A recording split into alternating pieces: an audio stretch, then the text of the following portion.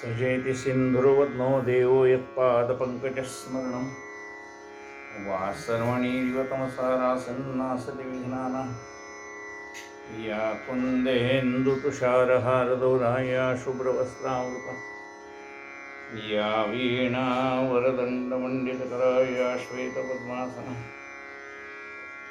या ब्रह्माच्युतशङ्करप्रभृतिभिर्देवैः सदा वन्दिता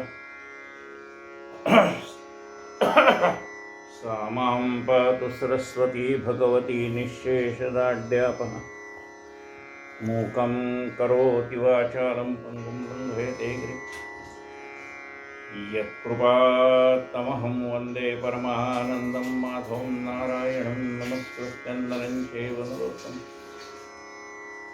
देवी सरस्वतीं व्यासं ततो जयमुदीरयेद्वसुदेवसुतं देवं कंसचाणूरमर्दनं देवकी परमानन्दं कृष्णं वन्दे जगद्गुरुं गुरुर्ब्रह्मा गुरुर्विष्णु गुरुर्देवो महेश्वरः गुरुः साक्षात् परब्रह्म तस्मै श्रीगुरुवे नमः। श्रोता वक्ता श्रीरामसमर्थ जय जय रघुवीर।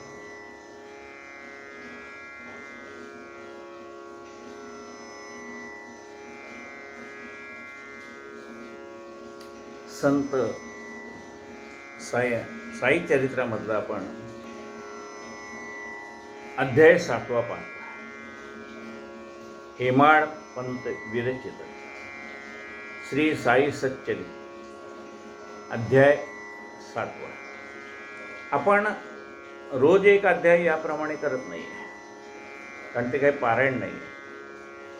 आत्ता आपण एकेका ओळीवरती चिंतनात्मक असं प्रवचन करतो.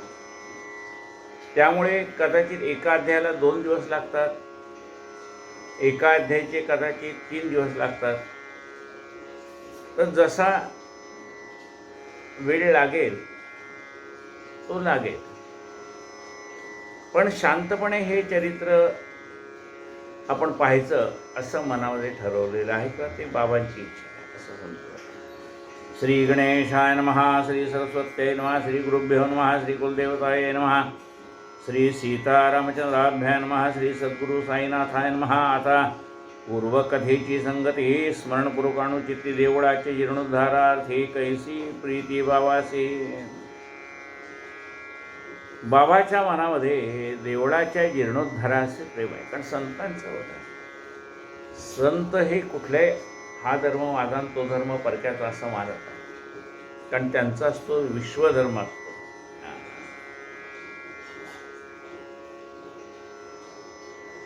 परोपकारार्थ कैसे श्रमत कैसे निजभक्ता सांभाळित कैसा निजांगे देह जीवित दुःखे सुशील भक्तांची. जीर्णोद्धाराला बाबांनी कसं सहकार्य केलं, परोपकारार्थ बाबा कसे श्रम घेत, बाबा निजभक्तांचा कसा सांभाळ करीत, स्वतः जगाच्या कल्याणासाठी देह जिजवीत, भक्तांचे दुःख स्वतः सोशीत, समाधी समवेत खंडयोग धोती पोती इत्यादी प्रयोग, कदा करपदा शिरवियोग कदा संयोग पुरवत. कधी एका बाजूला हात आहे, एका बाजूला पाय आहे, एका बाजूला धड आहे, एका बाजूला शिर आहे. अशा योग मार्गातल्या अनेक क्रिया बाबांनी सहजगत्या केल्या. हिंदू म्हणता दिसत यवन, यवन म्हणता हिंदू सुलक्षण, ऐसा हा प्रताप विलक्षण, कोण विचक्षण वर्णेल. हिंदू म्हणावं तर त्यात काही यवनांची लक्षणं दिसतात, यवन म्हणावं तर हिंदूंची लक्षणं दिसतात.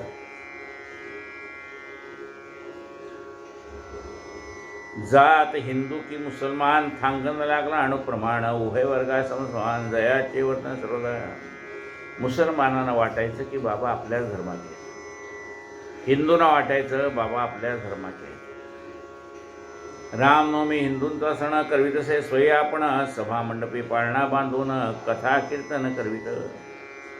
बाबा रामनवमीचा उत्सव करवीत, सभा मंडप घालत पाळणा बांधून घेत, कथा कीर्तन करवीत. चौका सन्मुख लागे पाळणा करवून घेती रामकीर्तना तेची रात्री संदल मिरवणा अनुज्ञा येवनाही देत. रामाचं कीर्तन सभामंडपाच्या मधोमध पाळणा बांधून करून संदल मिरवणुकीची परवानगी यवना नाही देत. जमवून जमतील तितके यवना समारंभ संदेल मिरवण उभय उत्सव संसवान घेत करून आनंदे. मुसलमानांचा सण असो का हिंदूंचा सण असो, दोन्ही तितक्याच आनंदाने ते करून घेत. येता रामनवमीचा दिवस कुस्त्या लावण्याच्या उस घोडे तोडे पगड्या बक्षीस अति उल्हास द्यावया. रामनवमीचा दिवस आला की कुस्त्यांची दंगल त्या ठिकाणी व्हायची, म्हणजे कुस्त्या लावल्या जायच्या. आणि मग कुस्ती जिंकणाऱ्याला कोणाला घोडा दे, कोणाला तोडा दे, कोणाला पगड्या दे, असं बक्षीस वाटप ते करायचे. सण गोकुळाष्टमी आला करून घेती गोपाळकाला तैसेची देता येणाला निजा निमाजाला अटकणा. गोकुळाष्टमी सण उत्सव स्वतः बाबा करून घेत, गोपाळकाला करून घेत.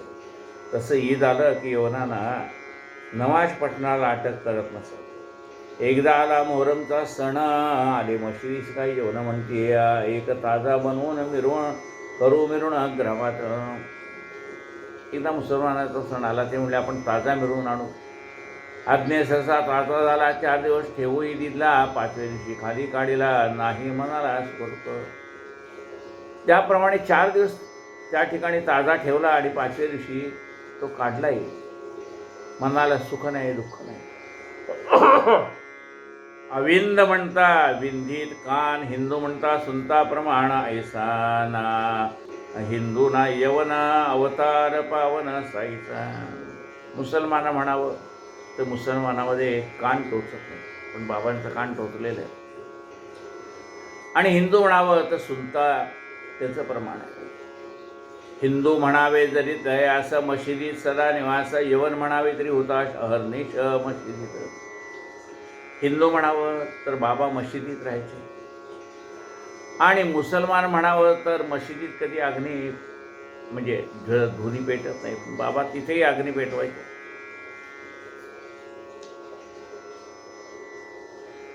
यवन म्हणावे तरी हुताश अहर्निश मशिदीत जात्याचे दळण, मशिदीत घंटा शंख वादना, मशिदीत अग्नी संतर्पण. मुसलमान कैसे? कुठल्याही मशिदीमध्ये जात्यामध्ये दळण दळत नाही किंवा शंख घंटेचा नाद होत नाही, मशिदीमध्ये अग्निसंतर्पण होत नाही, पण हे करायचे. मशिदीत सदैव भजन, मशिदीत अन्नसंतर्पण, मशिदीत अर्घपाद्य पूजन. मुसलमान कैसे? मशिदीमध्येच बाबा अन्नसंतर्पणही करायचे, अर्घ्यपाद्य पूजाही करायचे. मग मुसलमान कसे? म्हणावे जरी म्लेंच जाती गोब्राह्मण पूजन करते, अग्निहोत्री लोटांगणी येते त्यागो निस्पिती सोहळ्याची. बरं म्हणावं मुसलमान म्हणावं तर ब्राह्मणांचं पूजन करायचे, अग्निहोत्राला लोटांगण घालायचे.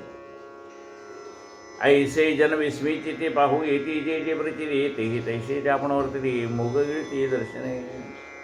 त्यामुळे कुणाची बोलण्याची ताकद नव्हती, कारण दोन्ही धर्माला ते समान महत्त्व देत होते.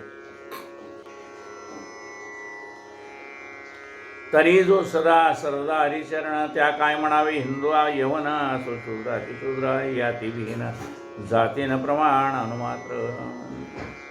जो भगवंताला शरण गेलाय त्याची जात विचारू नये. जातीन प्रमाण अणुमात्र नाही दयास देहाभिमान, असो हिंदू वा मुसलमान सकळ वर्णा समसमान तयान भिन्न जातीचे. ज्याचा देहाचा अभिमान नाहीसा झालाय. आता देहाचा अभिमान म्हणजे काय?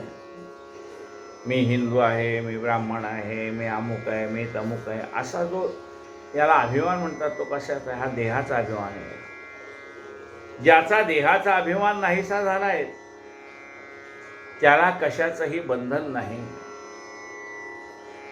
नाही जयासी देहाभिमान, असो हिंदू वा मुसलमान सकळ वर्णा समसमान तयान भिन्नपण जाती के. फकीर पंक्ती सीमांस भोजन अथवा यदृच्छा मत्स्य सेवन, ते तोंड घालता श्वान विटेन मन जायचे. फकीराच्या पंक्तीमध्ये मांस भोजनही करायचे, मत्स्यसेवनही करायचे, मध्येच कुत्र्यांनी जरी त्यात तोंड घातलं तरी त्यांच्या मनात काही विकल्प यायचा नाही. ते विचारतात ते यातही परमात्मा आहे. चालू वर्षाचा धान्याचा साठा ऋषीवर करीतो बांधून मोठा, की पुढील साली आलिया तोटा वेळी पुरवठा होईल. तैसे संग्रही गृहाचे पोते दळाया मशिदीत जाते, असे जाते पाखडावया सोपई होते, न्यून नव्हते संसारास. ज्याप्रमाणे शेतकरी वर्षभर धान्याचा साठा करतो तसं बाबांच्या मशिदीमध्ये धान्याचा साठा असायचा, जाता असायचं, दळण असायचं. आणि येणाऱ्या लोकांना अन्नदान करावं अशी बाबांची इच्छा असायची. कारण सर्व दानात श्रेष्ठ दान कुठले? अन्नदानासारखे दान दुजे नसे राघवा. तैसे संग्रही गृहाचे गव्हाचे पोते दळाया मशिदीर, असे जाते पाखडावया सोपई होते, न्यून नव्हते संसारात. गव्हाची पोतीच्या पोती असायची. सभा मंडपे शोभायमान सुंदर, खासे तुळशी वृंदावन, तेथे चिखला आकडे चंदना, अतिसुलक्षण का देव.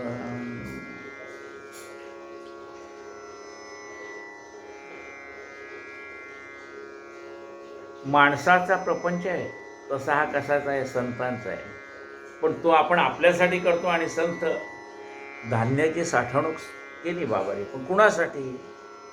आपण आपल्यासाठी धान्याची साठवणूक करतो आणि बाबांचं जे धान्य साठवणूक आहे ते लोकांच्यासाठी आहे.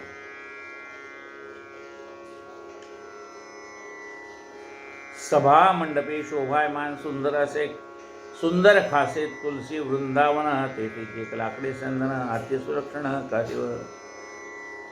सभा मंडपामध्ये एक सुंदर असं तुळशी वृंदावन होतं. एक लाकडी रथ होता. हा एक सुंदर कातीव लाकडी रथ शिर्डीस मशिदीच्या मंडपात असतो. हा इंदूरचे बाबांचे प्रेमळ भक्त रावसाहेब बाळासाहेब रेगे, दाजीसाहेब अवस्थी वगैरेने उत्सवाच्या दिवशी गावात मिरवणूक काढण्यासाठी संस्थानाला अर्पण केलं. हा रथ शिर्डीमध्ये मशिदीच्या मंडपामध्ये असतो.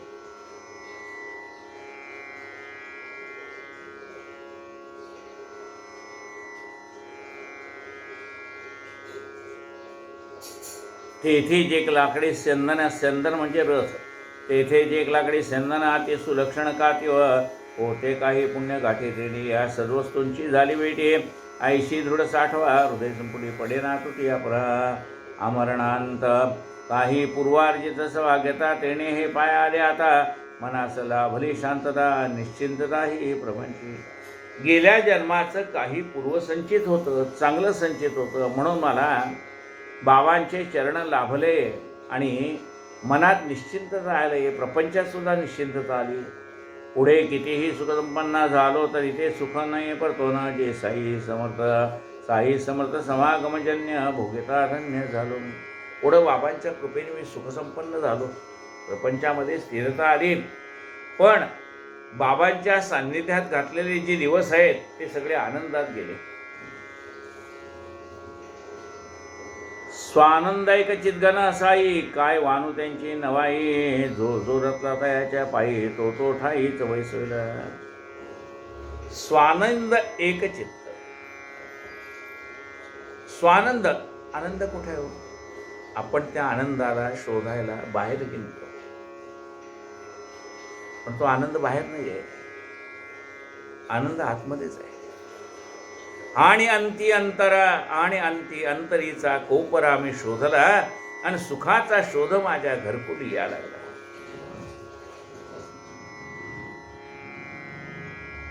जोशींनी लिहिलेली, मधुकर जोशींनी लिहिलेले काव्य आहे. त्याच्यामध्ये शेवटच्या ओळीत म्हणतात की मी सुखाचा शोध घेण्यासाठी सर्व ठिकाणी फिरलो,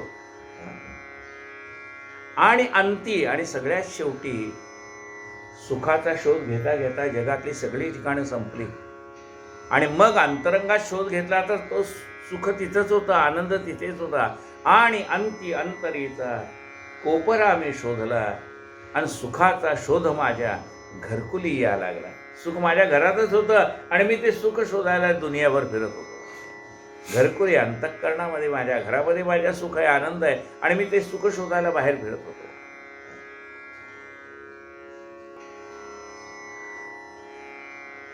स्वानंद एकचित घन साई, काय वानू तयाची नवाई, जो जो रतला तयाच्या पायी, तो तो ठाईच बैसविला. जो जो बाबांना शरण गेला त्यांना बाबाने एकाच ठिकाणी बसवलं. एकाच ठिकाणी बसवलं याचा अर्थ काय? त्यांचं चित्त स्थिर केलं. ठाईचं वैसुनी करा एक चित्त, आवडी अनंत आळवावा. एका जागी बसवलं म्हणजे ते काही फिरत फिरत नव्हते अशातला भाग नाही. त्यांचं चित्त एका ठिकाणी बसवलं. बघा काय म्हणतात, जो जो रतला तयाच्या पायी, तो तो ठाईच बैसविला. त्याचं चित्त बाबांच्या चरणी रंगून गेलं. मग तो जरी देहाने सगळी कामं करत असला तरी बाबांच्या जवळच आहे. देह प्रपंचाचा काम, देह प्रपंचाचा दास, सुखे करो काम. अजिना दंडधारी तापसी, हरिद्वारादिवासी, तडी तापडी संन्यासी, त्यागी उदासी बहुयती. अनेक प्रकारचे संत महात्मे, तीर्थयात्रा करणारी मंडळी बाबांचा नावलौकिक करून शिर्डीला यायचे. बोले चाले हंस हसे उदंड, जिव्हेसे अल्ला मलिका खंड, नावडे वाद किंवा वितंड, निकटदंड सर्वदा. बाबा हसायचे, विनोद करायचे, कधी रागवायचे, पण कायम बाबांच्या मुखामध्ये शब्द होता अल्ला मलिक, परमात्मा सर्व करून घेतोय, हा शब्द सारखा बाबांच्या मुखामध्ये असायचा. कोणाशी वादविवाद घालायला बाबांना आवडायचं नाही, कारण आयुष्यातला तेवढा वेळ वाया घालवण्यात काही अर्थ नाही.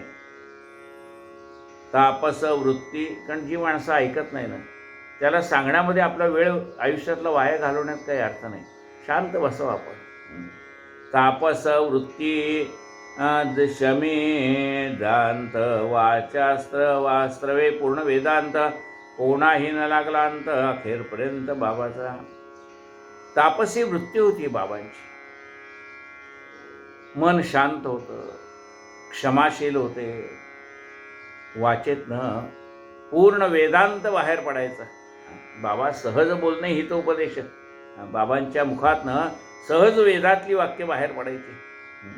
कुणालाही शेवटपर्यंत बाबांचा पत्ता लागला नाही. पत्ता लागला नाही याचा अर्थ ते हिंदू आहेत का मुसलमान आहेत शेवटपर्यंत कळलं नाही. आणि त्यांचं महत्त्व, त्यांची सत्ता हे कळायला भाग्यच लागतं, त्याशिवाय कळत नाही. राव असो वारंक, समसाम्य सकळा निष्टंक, लक्ष्मीपुत्र वा भिकारी कंक, उभयरासे उभयासे एकची माप देते. खरे जे संत असतात ना, तिथे सर्वांना सारखी वागणूक असते. तो राजा असो का रंक असो, बाबांच्या दृष्टीने सगळे सारखे. संत असतील ना, त्या संतांच्या दृष्टीने सगळे सारखेच असतात. हा जवळचा तो लांबचा हा भाव संतांच्या मनामध्ये नसतो. कोणाचे बरे वाईट कर्म, जाणत असे जीवातले मर्म, सांगून देत कोण वर्म, आश्चर्य परम भक्तांना. आता आपण जे काही चांगलं वाईट कर्म करतो ना, ते फक्त आपल्याला माहीत असतं, जगाला माहीत नसतं. पण बाबांच्या जवळ तो भक्त गेला की त्याने त्याच्या आयुष्यात केलेल्या चांगल्या आणि वाईट कर्माची साक्ष बाबा त्याला द्यायचे. आणि ही गोष्ट त्यांनीच केलेली असल्यामुळे त्याला लगेच कळायचं की हे बाबा जे बोलतायत ना, ते आपल्यासाठीच बोलतायत. कोणाचे बरे वाईट कर्म, जाणत असे जीवातले वर्म, मर्म सांगून देत खुणवर्म, आश्चर्य परम भक्तांना. जाणपणाचे ते साठवण, नेणतपणे पांघरण, नेणतपणाचे पांघरुण, मान संपादन द्यायचे शीर्ण, एवं लक्षण श्री साई. जाणपणा ते बाजूला ठेवायचे. म्हणजे एवढं ज्ञान त्यांच्याजवळ आहे की मुंगीच्याही मनातलं संतांना कळतं. एवढे ज्ञानी असून तो वेडीवे माझी दडे महिमे वेणे. ज्ञानेश्वर माऊली संतांचं वर्णन करताना सांगतात, ते वेडेपणाचं सोंग घेतात. वेडे आहेत का? नाही, पण ते वेडेपणाचं सोंग घेतात. तो वेडीवे माझी दडे महिमे वेणे, आपला महिमा वाढू नये म्हणून ते वेडेपणाचं सोंग घेतात. वेडेपणाचं सोंग म्हणजे काय? हे एवढे ज्ञानी आहेत पण आपण अज्ञानी असल्याचं सोंग घेतात का? आपला महिमा वाढू नये म्हणून.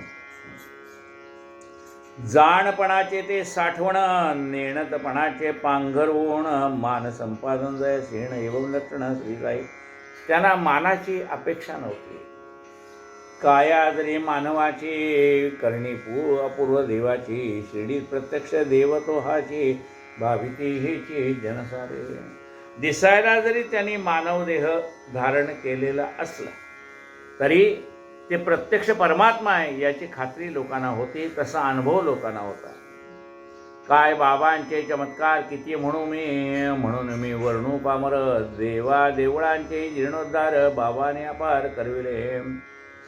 बाबांचे अत्यंत अनेक चमत्कार मी डोळ्यांनी पाहिलेत, कानाने ऐकलेले. शिर्डीस तात्या पाटीला हाती शनी गणपती शंकर पार्वती ग्रामदेवी आणि मूर्ती यांची सुस्थिती लाविली. बाबाने तात्या पाटलाला हाताशी धरलं आणि गावातलं शनी मंदिर, गणपती मंदिर, शंकराचे मंदिर, ग्रामदेवी, मारुती यांनाही चांगला त्याचाही जीर्णोद्धार केला. ही मंदिरे सुस्थितीत आणली. लोकापासून दक्षिणा म्हणजे घेत असत बाबा जे पैसे, काही धर्मार्थ वाटीत जैसे, काही तैसेची ते देत. लोकांकडनं ते दक्षिणा मागून घ्यायचे, पण ते स्वतःसाठी होतं का? ते पुन्हा दक्षिणा आले की वाटून टाकायचे. चांगल्या कामात खर्च करायचे, कुणाला गरजूला देऊन टाकायचे. लोकापासून दक्षिणा मिसे घेत असत बाबा जे पैसे, ते धर्मार्थ वाटीत जैसे, काही तैसेची देत. ते धर्मार्थ वाटायचे, काही गरजवंतांना तसेच द्यायचे. कोणाशी रोज रुपये 30, कोणाशी 10, 15, 50 ऐसे मन मानेल तयास वाटीत उल्हास वृत्तीने. आता हे 10 रुपये, 25 रुपये, 50 रुपये त्या काळातले. 100 वर्षापूर्वीचे 10-15 रुपये म्हणजे आताचे किती असतील विचार करा.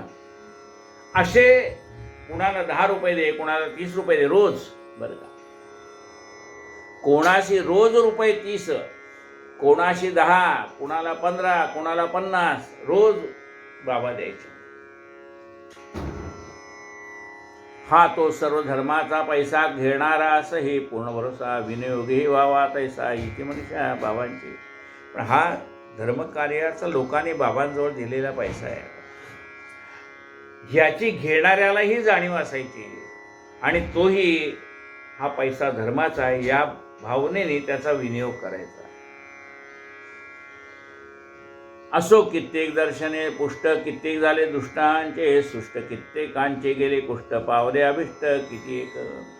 बाबांच्या दर्शनाने कितीतरी लोक संतुष्ट झाले, कितीतरी दुष्ट लोकांच्या मनाचं परिवर्तन झालं, ते सज्जन बनले. कित्येकांचे शारीरिक व्याधी नाहीशा झाल्या. न घालता अंजन पाला रस, कित्येक अंध झाले डोळस, आले पाय कित्येक पंगोस, केवळ पायास लागत. डोळ्यात काही अंजन पाला रस न घालता कित्येक आंधळ्यांना डोळे प्राप्त झाले, कित्येक पांगळे पुन्हा पायाने चालू लागले. महिमा तयांचा निवार, कोणा न लागे तयांचा पार, यात्रा येऊ लागली अपार अपरंपार चौबाजू. धुनी निकट तिची स्थाने, मलमूत्राते विसर्जने, कधी पारोसे कधी स्नाने, नित्यध्यानी निरतजे. दोन्हीच्या बाजूला असते सर्व विधी करायचे. कधी पारोसे कधी स्नान केलेले, डोई सफेद पाकोटे खासे, स्वच्छ धोतर लावीत कासे, अंगात सदरा की पैरणासे, पेहरावायचा आरंभी. डोक्याला स्वच्छ असं पागोट्यासारखं बांधायचं ते आणि धोतर लावायचे. सुरुवातीला सदरा किंवा पैरड असायची. आरंभी गावी वैद्यकी करीत, पाहुणे दे पाहून दवा देत, हातालाही यश होतं हाके विख्यात झाले. सुरुवातीला कोणी बाबा त्यांना औषधी वनस्पती द्यायचे, लोक त्यांना हाकीम म्हणायचे. एकदा एका भक्ताचे डोळे सोडून झाले लाल गोळे, रक्तंबळ दोन्ही भोवळे वैद्यने मिळे शिर्डीला. एकदा एका भक्ताचे डोळे लाल बुंद झाले. शिर्डीत कुठं वैद्य भेटेना. भक्त बिचारे भाविक भोळे, बाबा जाविते झाले डोळे, बिबे जे ठेचून करवले गोळे, सत्वर ते वेळे बाबाने बिबे ठेचले, त्याचे गोळे केले कोणी घाले सुरम्याच्या काड्या, कोणी गाईच्या दुधाच्या वड्या, कोणी शीतळ कापराच्या वड्या, देईल पुढ्या अंजनाच्या. वास्तविकता डोळ्याला सूज आली म्हणजे उष्णतेचा विकार. त्याच्यावरती मग काही लोक काय करतात, काकडी काढून काकडीचे पाती डोळ्यावर ठेवतात. काही लोक कापूस दुधामध्ये भिजवून डोळ्यावर ठेवतात. कुणी कापराची वडी शीतल आहे म्हणून डोळ्यावर ठेवतात. कुणी डोळ्यामध्ये अंजन घालतात थंड म्हणून. बाबांची विपरीत करणे. बाबांनी बिबे ठेचून त्याचे गोळे तयार केले. बाबांचा तो उपायाची वेगळा स्वास्थ्य उचलला. एक एक गोळा चिणोनी भरला, एक एक डोळा फडका वेटोळा वेष्टीला. त्याच्या डोळ्यामध्ये त्याने बिबा भरला गोळा केलेला आणि त्याला फडकं बांधून टाकला. उदयिक डोळ्याची पट्टी सोडली, वरी पाण्याची धार झाली, सूज होती ती सर निवडली, बोळे झाले. म्हणजे एक दिवस रात्रभर असं राहू दे, दुसऱ्या दिवशी त्याच्यावर पाण्याची धार धरली, सगळी सूज उचलून गेली. उदयिक डोळ्याची पट्टी सोडली, वरी पाण्याची धार झाली, सूज होती ती सर्व निवळली, बुगळे झाले निर्मळ. डोळ्यासारखा नाजूक भाग नाही बिब्याची झाली आग, बिब्याने दवडला नेत्र रोगायचे अनेक अनुभव. आता वास्तविकता बिबा आज डोळ्यात गेल्यानंतर काय होईल डोळ्याचं? पण बाबांची करणी विपरीत आहे. धोती पोती तया अवगत नकळत एकांत स्थळी जात, स्नान करता तडी ओकीत धुनी टाकीत वाढावया. एकांत स्थळी जा, स्नान करताना आतली सगळी आतडी बाहेर काढत, स्वच्छ करत आणि धुवायला टाकीत.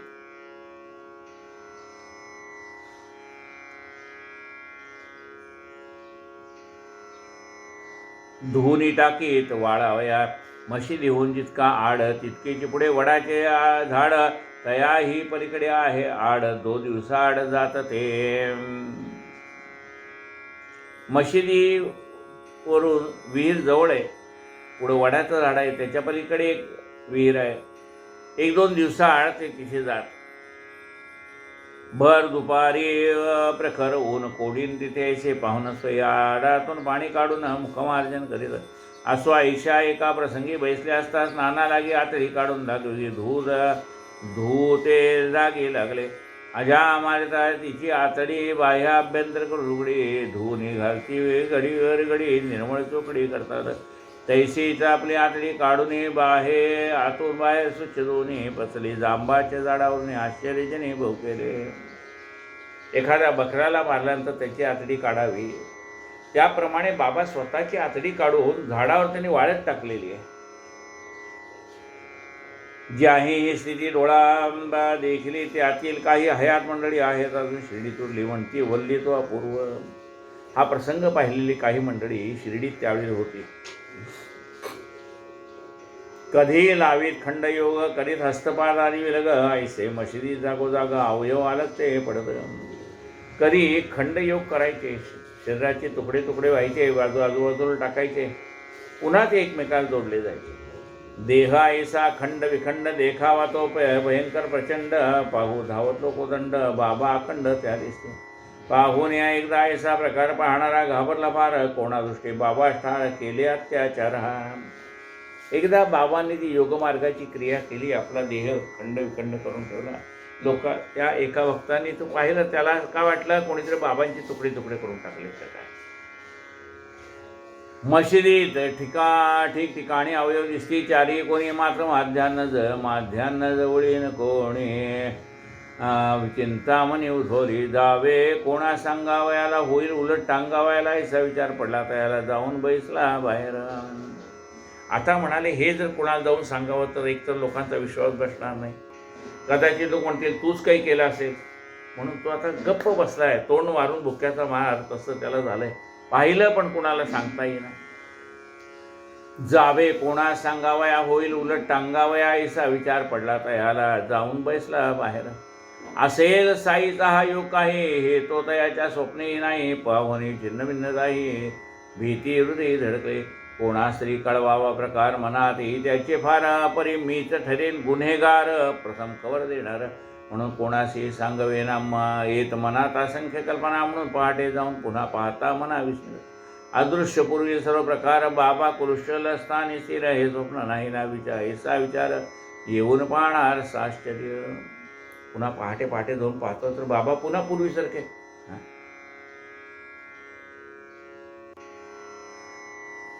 अदृश्य पूर्वील सर्व प्रकार बाबा कुशल स्थानी स्थिर, हे स्वप्न नाही ना ऐसा विचार येऊन पाहणार साश्चर्य. हे योग तो धोती पोती, हे बाळपणापासून आचरती, कोणा नकळे की अगम्य स्थिती योगस्थिती दयांची. हे सगळं लहानपणापासून बाबांना योगस्थिती अवगत होती, पण बाबांना ही योगस्थिती अवगत आहे हे लोकांना कुठं माहित आहे. दिडकीस नाही कोणाच्या शिवले, कोणा गुणाने प्रख्याती ते पावले, गरीब जुळल्यास आरोग्य दिले, हकीम गाजले ते प्रांते. बाबाने कुणाची दमडी सुद्धा स्वतःसाठी खर्च केली नाही. पैसे लाखो रुपये बाबांजवळ आले, लाखो रुपये बाबाने वाटले, पण त्यातला एकही पैसा त्यांनी स्वतःसाठी वापरला नाही. दिडकीस नाही कोणाच्या शिवले, गुणाने प्रख्याती ते पावले, गरीब दुबळ्यास आरोग्य दिले, हकीम गाजले ते प्रांती.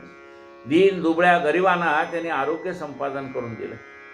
हकीम हा तो केवळ परार्थ, अति उदास तो निज स्वार्थ, साधा वया परकार्यार्थ, असह्यानर्था सातसे ते अर्थीची अभिनव कथा निवेदितो मी श्रोत्या करता, विदित होईल बाबांची व्यापकता तैशी दयार्धता दयांची. आता बाबांचा दयाळूपण कसं आहे ही कथा आपण उद्या ऐकूया. कायेन वाचा मनसेंद्रियेण वा बुद्ध्यात्मना वा प्रकृती स्वभावात् करोमि यद्यं सकलं परस्मै नारायणायति समर्पयामि. अच्युतं केशवं रामनारायणं कृष्णदामोदरं वासुदेवं हरि.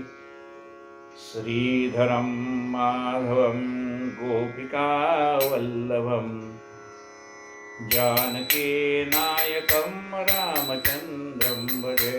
हरे राम राम राम हरे हरे, हरे हरे कृष्ण कृष्ण कृष्ण हरे हरे, हरे राम राम राम हरे हरे, हरे हरे कृष्ण कृष्ण कृष्ण हरे हरे, हरे राम राम हरे हरे, हरे हरे कृष्ण कृष्ण कृष्ण हरे हरे. साईनाथ महाराज की जय. आरती साई बाबा सौख्यदातार जीव, चरणार जातळी अवदासा विसावा, भक्ता विसावा. आरती साई बाबा जाळूनी आनंद, स्वस्वरूपी राहे दंग, मुमुक्षु जना दावी निज डोळा श्रीरंग, डोळा श्रीरंग. आरती साई बाबा जया मने जैसा भाव, तया तैसा अनुभव, गावीसी दया घना ऐसी तुझी माव, तुझी ही माव. आरती साई बाबा तुमाचे नाम ध्याता, हरे संस्कृती व्यथा, अगाध तव करणी मार्ग धाविसी अनाथा, धाविसी अनाथा. आरती साई बाबा कलियुगी अवतार, सगुण ब्रह्म साचार, अवतीर्ण झाला से स्वामी दत्त दिगंबर, दत्त दिगंबर. आरती साई बाबा आठा दिसा गुरुवारी, भक्त करी तिवारी, प्रभू पद पहावया, भव भय निवारी, भय निवारी. आरती साई बाबा माझा निज द्रव्य ठेवा, तव चरण रज सेवा, मागणे हेची आता तुम्हा देवाधिदेव देवाधिदेव आरती साईबाबा इच्छेत दिन चातक निर्मल तोय निज सुख पाजावे माधवाया सांभाळ आपोली भाक आरती साईबाबा आरती साईबाबा सख्य दातारा जीवा चरणार जातळी देवदासा विसावा भक्ता विसावा आरती साईबाबा नरेंद्रटांगण वंदन चरण धुळे आणि पाय रूप तुझे प्रेमे रंजन आनंद पूजन भावे वाळेन म्हणेन त्वमेव माता पिता त्वमेव बंधु सखा त्वमेव विद्याधनं त्वमेव सर्वं मम देवदेव कायेन वाचा मनसेन्द्रियर्वा बुद्ध्यात्मना वा प्रकृति स्वभावात् करोमि यद्यं सकलं परस्मै नारायणाय स्मरामि अच्युतं केशवं रामनारायणं कृष्णदामोदरं वासुदेवं हरि श्रीधरं माधवं गोपिकावल्लभं जानकीनायकं रामचन्द्रं हरे राम राम राम हरे हरे हरे कृष्ण कृष्ण कृष्ण हरे हरे राम राम राम हरे हरे हरे कृष्ण कृष्ण कृष्ण हरे हरे साईनाथ महाराज की जय।